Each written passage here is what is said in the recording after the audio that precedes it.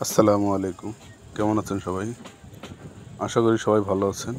আপনারা হয়তো ভাবছেন হঠাৎ আজকে আবার ট্রেনের ভিডিও কেন দিলাম? তার একটা যথেষ্ট কারণও আছে। আজকে বেশ কয়েকদিন যাবৎ আমি আমার কানের সমস্যায় ভুগতেছি। হঠাৎ করে আমার বাম কানে কিছুই শুনতে পারতেছি না। সেজন্য আজকে যাচ্ছি রংপুর ইবনে সিনা ডাক্তারের কাছে।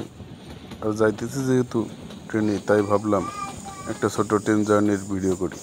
সেই চিন্তা থেকে আসলে আজকের এই ভিডিওটি করা।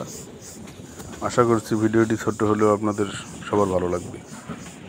আমি যে ট্রেনে চলে যাচ্ছি এটা হচ্ছে দোলনচাঁপা এক্সপ্রেস, সান্তাহার থেকে আসছে। এটা সরাসরি যাবে দিনাজপুরের উদ্দেশ্যে। মাঝখানে কাউনিয়া ইঞ্জিন ঘুরিয়ে আবার দিনাজপুরের দিকে যাবে। আমি কাউনিয়ায় উঠছি, রংপুরে নামবো।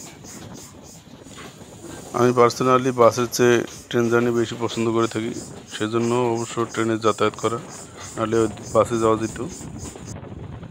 ট্রেনটি বেশ গতি নিয়ে তার আপন গতিতে ছুটে চলছে, যা বেশ ভালোই লাগতেছে দেখতে।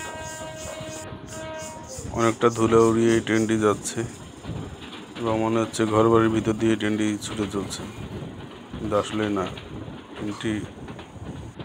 ট্রেনটি তার নিজস্ব রাস্তা দিয়ে যাচ্ছে।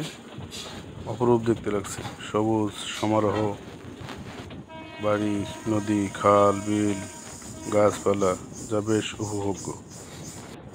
কিছু মানুষ রাস্তার ধারে বসে আপন গতিতে খেলতেছে, এটাও বেশ ভালো লাগতেছে।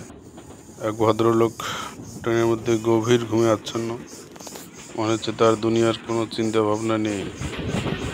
আমাদের দেশের সোনার কৃষকরা দিন রাত অক্লান্ত পরিশ্রম করে তাদের ধান রোপণ করতেছে, অথচ এই কৃষকরা দিন শেষে অবহেলিত।